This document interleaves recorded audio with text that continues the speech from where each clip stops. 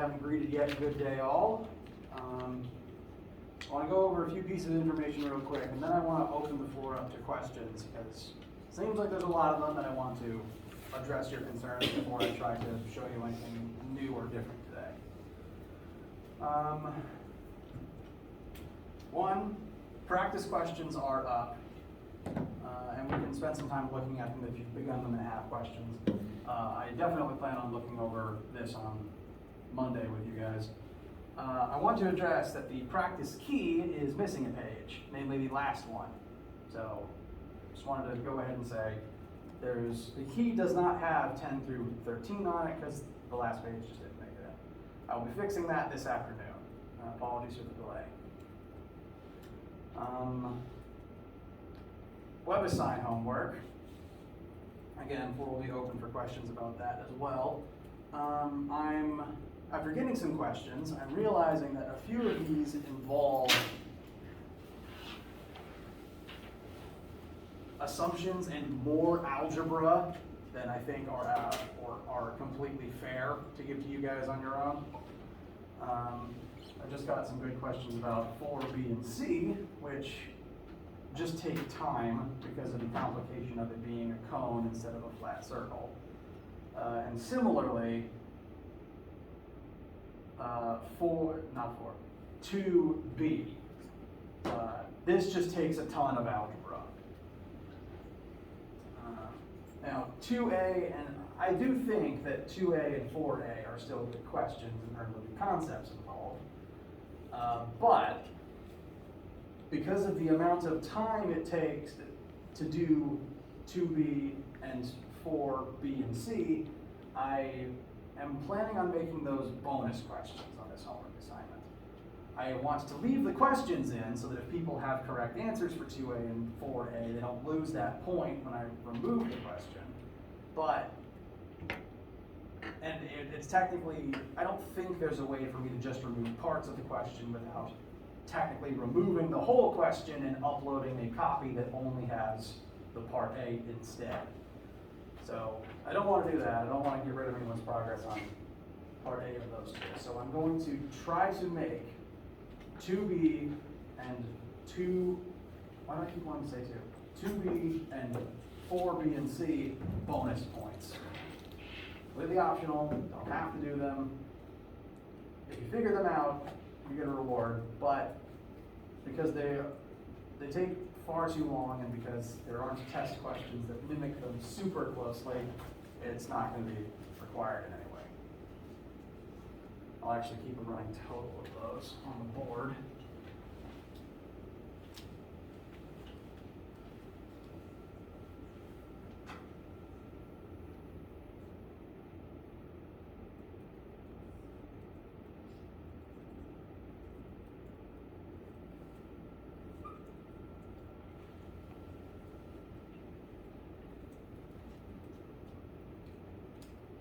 So I'll be changing those point values this afternoon. If you have correct answers for the other parts, that will not affect your score.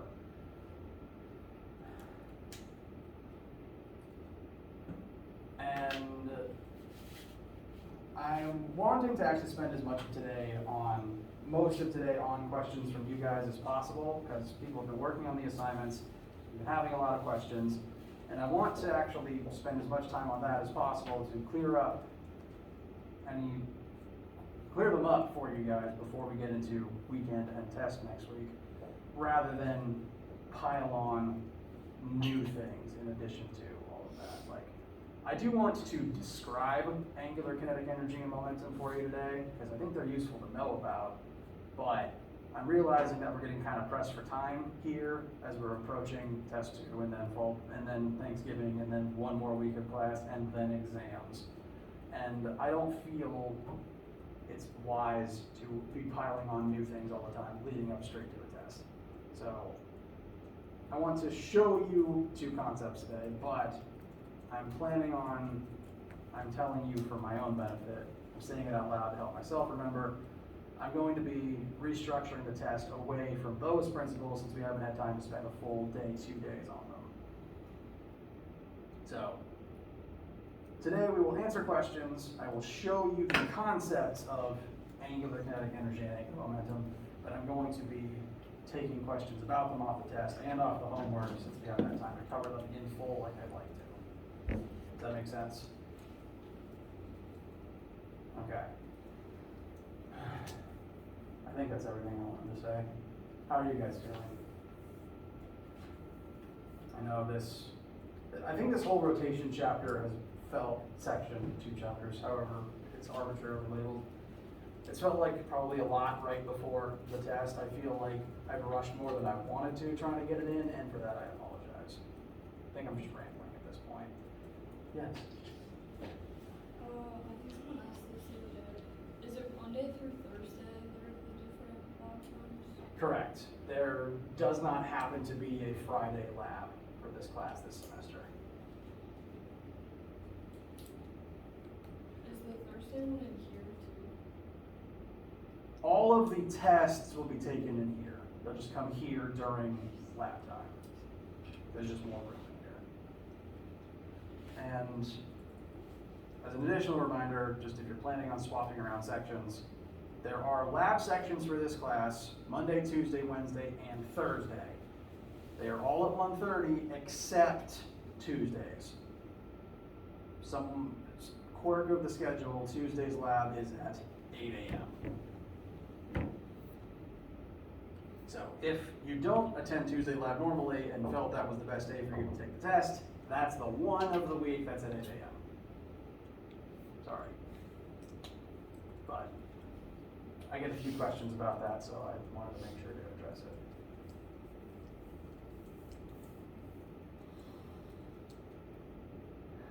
Questions?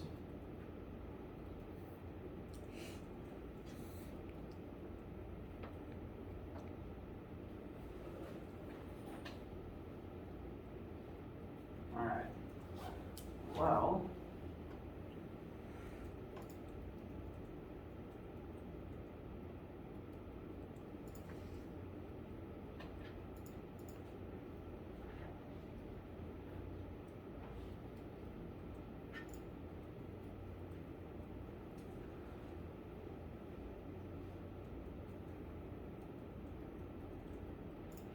do now is I'll go through those concepts I mentioned, because I think that angular kinetic energy and angular momentum are good things to know about and contribute to some interesting demonstrations that I want to show off. The last 2 parts of this chart that I've been building for the past couple of weeks of linear versus angular counterparts. Both kinetic energy and momentum refer to motion. In order to move, you need to have kinetic energy allowing you to move, and you will have a certain amount of momentum dictating your tendency to keep moving in a straight line and how difficult it is to change that motion. Rotationally speaking, that is also true. Rotationally speaking, it takes a certain amount of energy to spin, like it takes a certain amount of energy to move at a certain speed in a straight line.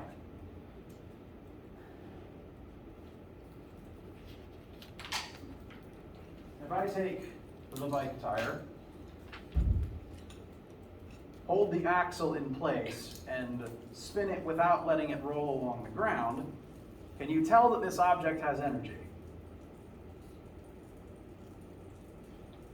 Mostly nodding, good to see. It has energy. You can see that it's moving, it's just not moving linearly. And so, if we attempted, keep misplacing my good markers. If we attempted to use the normal linear kinetic energy formula to describe the energy of that motion, it wouldn't work. Because if I'm holding the tire still, it doesn't have a linear velocity to speak of. So that formula does not describe the energy of this tire spinning in place, but this one does. Angular kinetic energy equals 1/2 times moment of inertia times angular velocity squared. It's again, just the original formula with all of the elements replaced with their angular counterparts. And what this tells us is, even making something spin takes a certain amount of energy. And this can create some interesting scenarios, because if you want to make something roll forwards, you not only have to do work to give it the linear speed forwards, you also have to do work to give it angular kinetic energy to allow it to roll at the same time. This is a second form of energy that an object can possess at the same time as linear kinetic energy. So if this object was actually properly rolling along the surface, it has a linear speed forwards and an angular speed of rotation. It has both forms, and its energy total is split between them. This can create some interesting scenarios.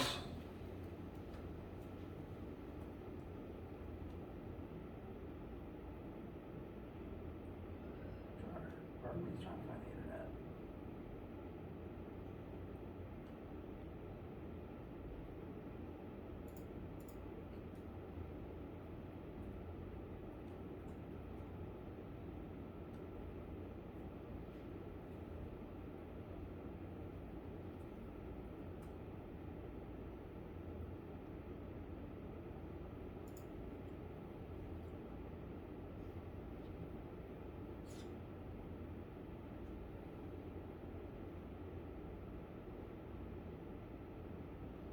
I apologize, I can't find the video I'm thinking of.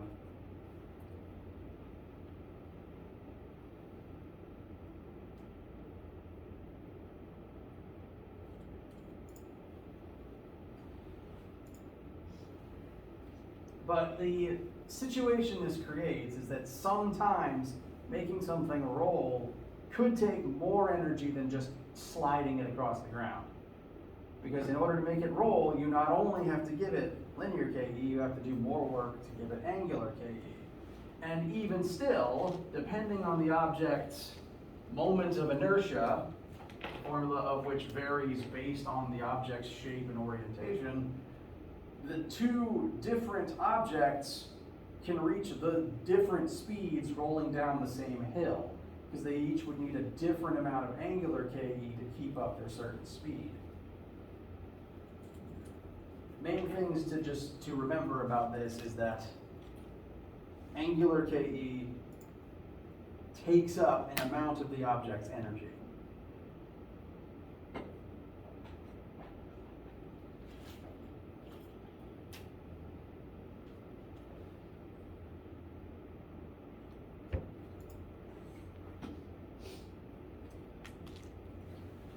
As a quick example,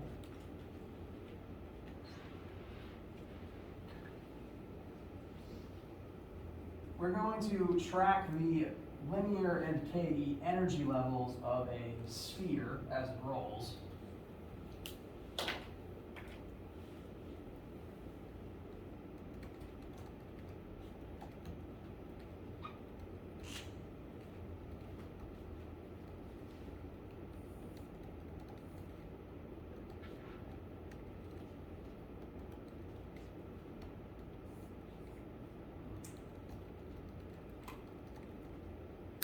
Dang it.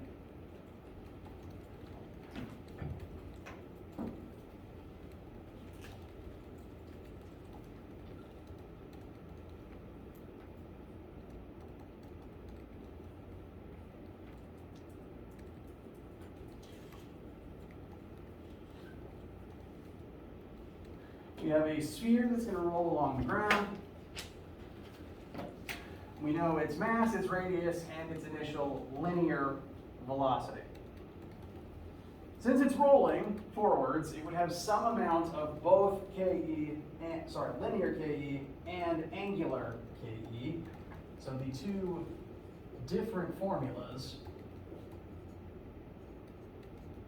will tell us how much energy is in the two different states.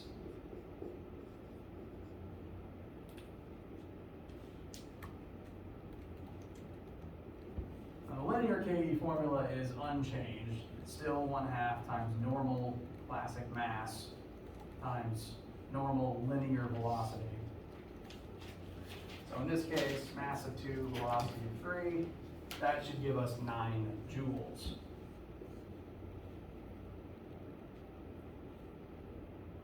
for the angular KE, we don't necessarily need mass and linear speed, we need moment of inertia and angular speed.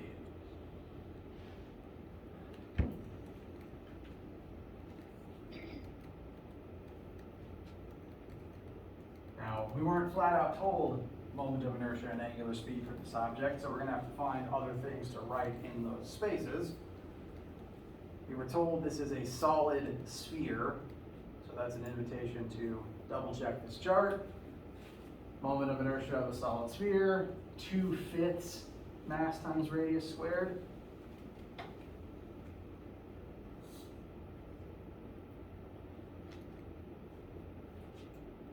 Meanwhile, for angular velocity, we know it's linear velocity and its radius, so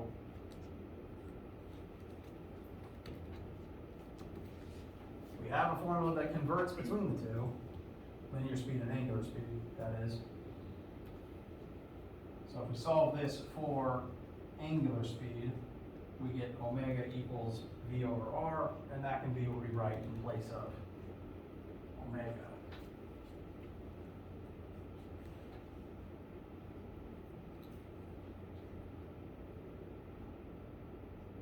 So the whole formula, filling in everything we know, 1/2 times I is going to be 2/5 times mass times radius squared.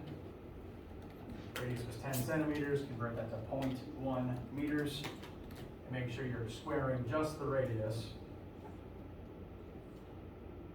Then omega is v over r, so 3 over 0.10, and then make sure you're only squaring that completed fraction.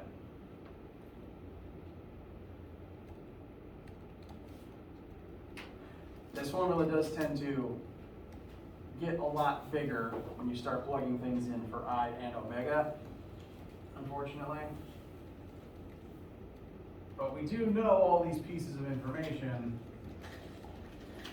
and it should give us 0.36 joules. 0.36. Sorry, 3.6, excuse me.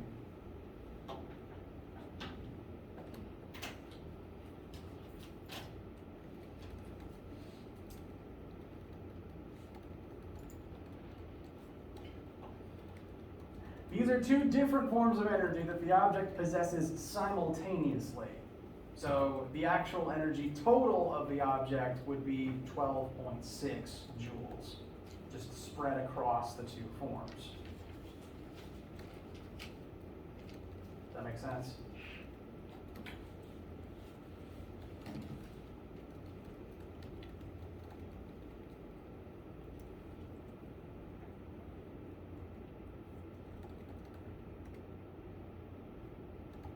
A mixture of glances, which is allowed. Just want to know what confusion might exist. Oh. Energy total, just adding up the two forms of energy.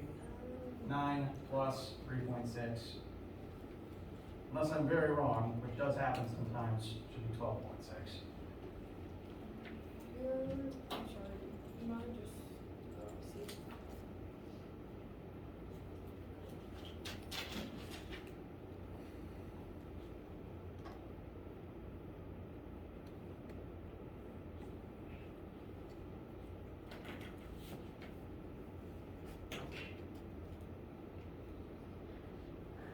And this can create an interesting scenario because technically, if we could take this 12.6 joules and put it into say a cube that has the same mass as this sphere.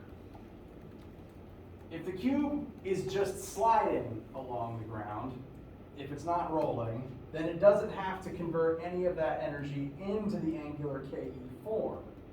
Instead, it could put all of it just into linear KE, and as long as it has the same mass, it would actually reach a higher speed with that energy total, because it would only need it in the linear form. So, rolling has the potential to be kind of inefficient, because you have to burn more energy, put a a piece of your total into the angular form to get something to roll. The catch is, you deal with less friction when you're rolling. So, ideally, rolling is actually inefficient, but practically, once friction is factored in, rolling is better because there's less friction involved. So it's a very odd scenario sometimes. And it also means that different objects, when say you put all these different shapes at the top of the same hill, even if their R's and M's are the same, they'll reach the bottom at different times and at different speeds because they all have different moments of inertia and need different amounts of angular velocity, of angular kinetic energy to get to the same speed at the bottom. That's something I'd like to demonstrate, but I don't have all of the various objects that I'd like for that. It's kind of hard to find all of these shapes of the same mass and radius to be able to do that, but it's something I'm working on. So, thing to remember, spinning takes energy, whether you're moving forwards or not. Questions so far about that concept? Yes? Could you go back to the slide for a second? Oh, the question? Yes. Yes. Thank you. Yes, so description of the sphere, how much of each form of energy does it have? As it slows down, it would lose some of both types. It's just a question of how much of each type. But I actually kind of want to move on to make sure I at least talk about angular momentum today rather than do that last part, so I apologize.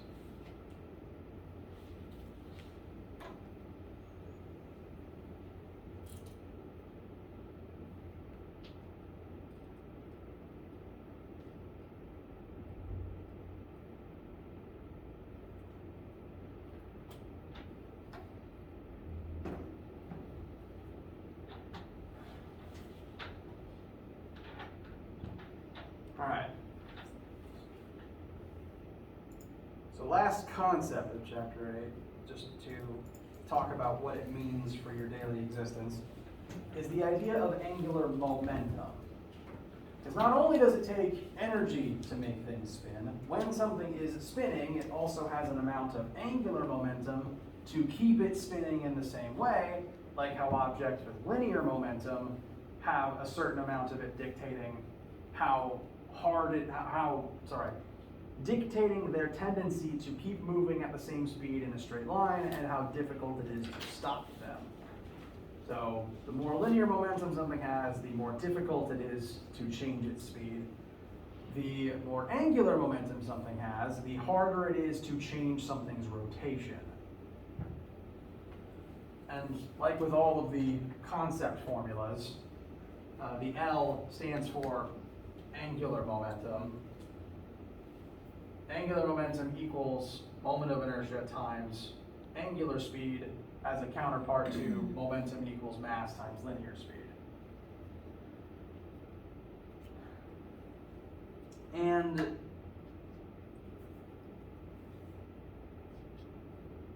what this concept means for your existence on Earth, because there's a surprising amount of rotating objects in most machines these days, is that spinning objects, once spinning, want to keep spinning in the same orientation and will fight you if you try to change that. I think I demonstrated this, but I'll do it again. Oh, got ahead of myself. If this tire is not spinning, and I just hold it from the end of the rope, it will descend naturally. But if I spin it first, it now has angular momentum, it's spinning in this particular plane, and it doesn't want to change that. It doesn't fall anymore. It's turned into a gyroscope. Because it wants to keep spinning in this plane and is actively resisting gravity until it runs out of energy and momentum. This is literally the gyroscopic effect. Once something's spinning, it wants to stay upright. So if you've ever messed with a toy gyro, you start it spinning, you nudge it, it'll wiggle, but it'll right itself as long as it's still spinning. Tops are the same thing. And spinning quarters, actually. Any rotating object wants to keep rotating in the same plane. Additionally, if any volunteers, I would like a volunteer from the class to hold this handlebar while I spin the wheel while you're holding it, and then you yourself can actually feel it fighting you as you try to tilt it, if anyone is interested in that. All right?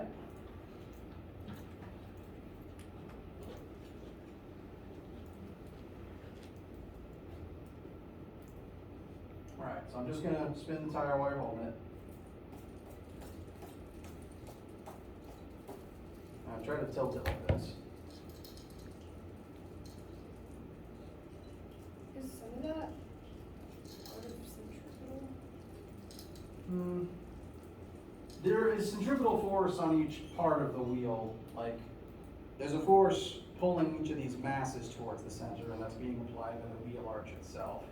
So there is a centripetal force here, but that's not what's causing the momentum phenomenon here. The wheel has angular momentum, and it's fighting your attempts to change it. Can you describe to the class how did it feel weird? Yeah, it felt like when I was going one way, it was pulling back the other. Exactly. Newton's third law. You exert force on it, it exerts force on you. Thank you very much.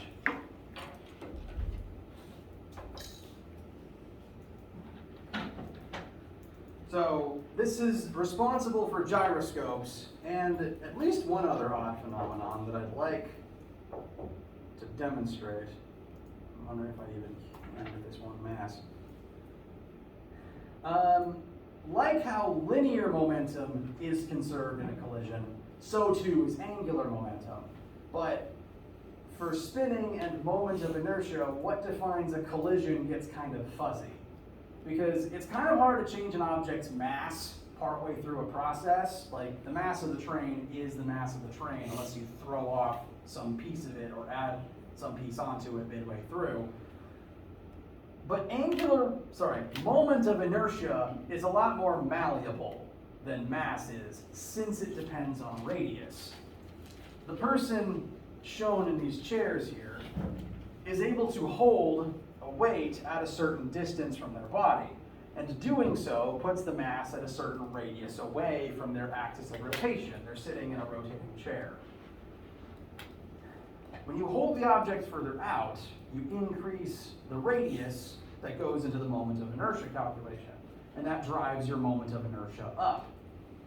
But this distance is changeable. I can hold this wherever I want to. And so even partway through a process, I can just decide to pull my arm in. And that doesn't change my mass, but it does change the radius used in the moment of inertia calculation. So the moment of inertia can change even though the mass didn't. Now, angular momentum is conserved from start to finish like linear momentum is. So once this person starts spinning in the chair, they have angular momentum and they're going to keep spinning. But, so the L on the front of each of these calculations remains constant. There's a constant amount of momentum in the system. But if this person changes their moment of inertia by pulling their limbs and the weights in, since L doesn't change, omega would have to change to balance it back out. And so you create this effect where by pulling in the weights, since I gets smaller and L stays constant, omega gets bigger and you're suddenly spinning faster. Which I'll hopefully be able to demonstrate.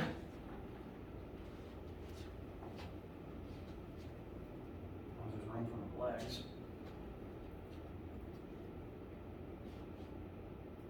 Alright, so I'm just going to rotate myself at as fast a speed as I reasonably can. And then I'm going to pull my limbs in, and you should see what happens. So, my mass is spread out over a larger radius, My moment of inertia is comparatively large, and then very dizzy. Please tell me that was noticeable. I actually can't tell if you're nodding, my vision is messed up. Okay, good. Further fun fact, dizziness is caused by angular momentum. At least I've been told it is. I'm not a physiologist, but I've been told once you start spinning, the fluid in your brains and inner ear starts spinning too. And even when your head stops, the fluid keeps going, and that creates the dizziness. So I was told spin once in the opposite direction, and that should help slow it down. Again, all examples of conservation of angular momentum. To watch a professional do it rather than me in a chair, I will also compare it to figure skating, where the same thing actually happens. Note, they get faster as they pull their limbs in. Same amount of momentum, they just change their moment of inertia.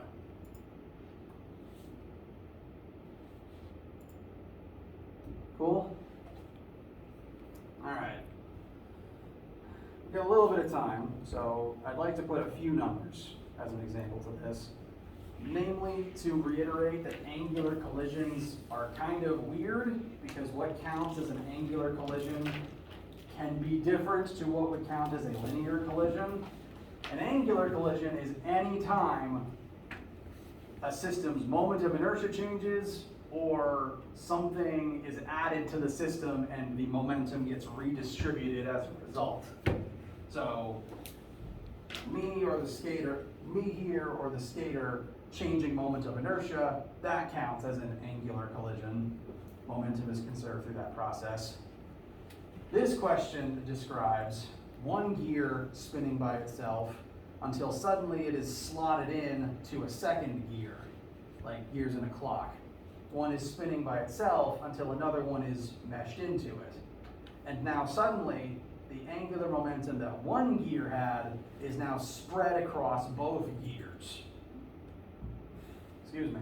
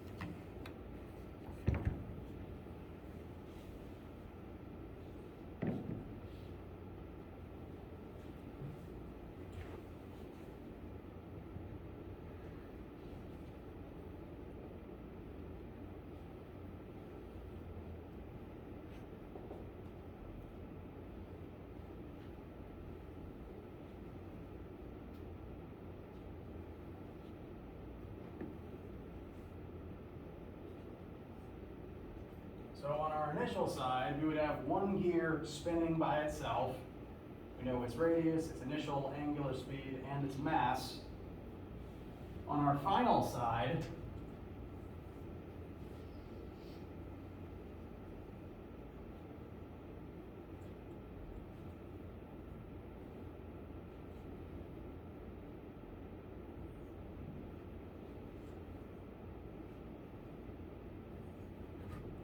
a second gear has been slotted in to the teeth of the first one.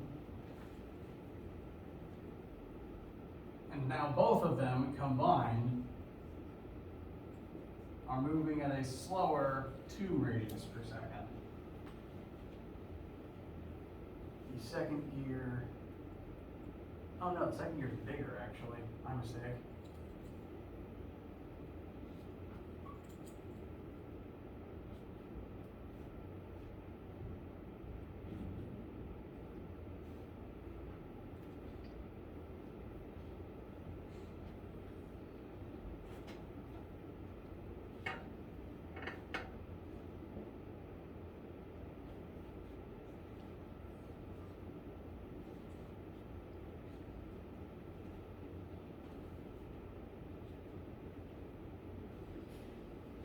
So this counts as an angular collision. There's a certain total amount of angular momentum in gear 1 that suddenly has to be shared across both gears in the second part, like the arrow collision question where the arrow collides in the wood and now they're both sharing the momentum the arrow had. So total momentum initial would equal total momentum final. The total initial angular momentum would be the moment of inertia of gear 1 times the initial angular speed of gear 1. We know gear 1's mass and radius, and we are told to treat it as a flat, solid disk. And technically speaking, disks are just thin cylinders. So this is the formula for moment of inertia that we'll borrow, 1/2 times mr squared.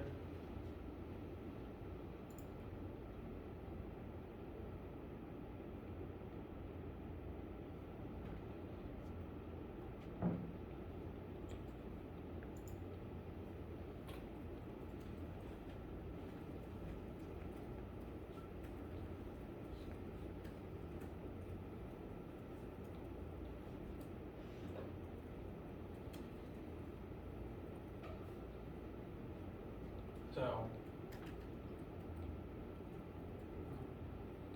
moment of inertia, mass times radius squared, times initial angular speed.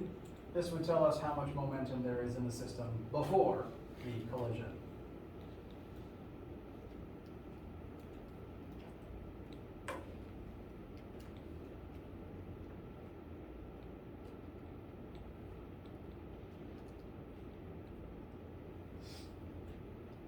There isn't actually much. I think that's 0.10125. Then, on the final side, what is the mass of the second gear? This initial momentum is now going to be spread across both gears afterwards.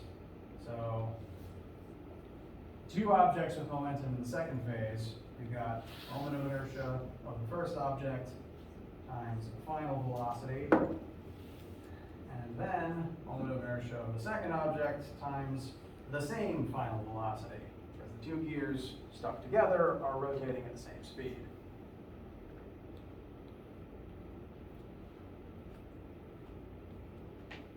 They're both still the same shape, so we use the same formula for moment of inertia for each one. We just don't know the mass of gear 2, so that's the unknown we're solving for. Thankfully, we were told what that final velocity is. They're both now rotating at 2 rads per second. So filling in the right side, initial moment of inertia, actually no, object 1's moment of inertia, that's a 1, not an I. That's the same as it was originally, because the moment doesn't change as long as mass and radius don't change. But now that's being multiplied by the new final velocity of 2 rads per second.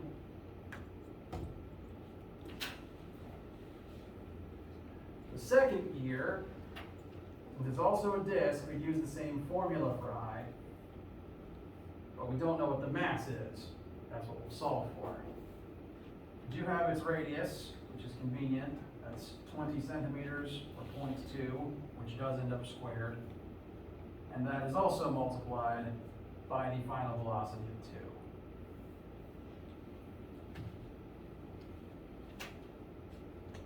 2. Leaving m is the only thing to solve for.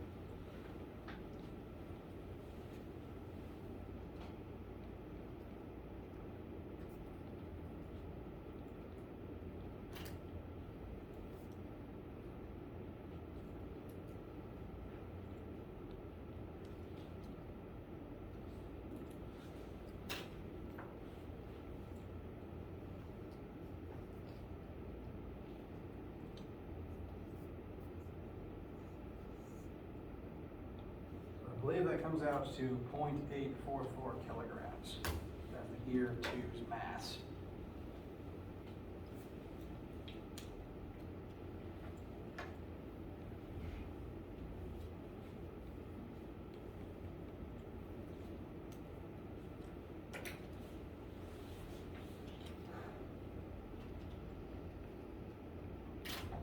Yes. Wouldn't it be plus 0.04? Oh, you're right. That's what's in my calculator, but it's not what I wrote down. I apologize.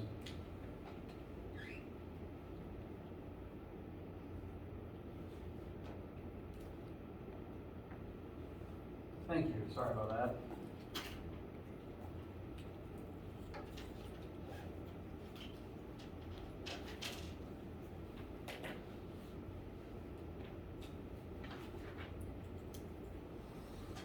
How do you guys feel? These concepts will not be represented strongly on the test itself, because we only just went over them. That doesn't seem fair. But given again that they show up a surprising amount in daily life, I did want to at least talk about them. Questions, comments, concerns about any of this information or the upcoming tests from you guys?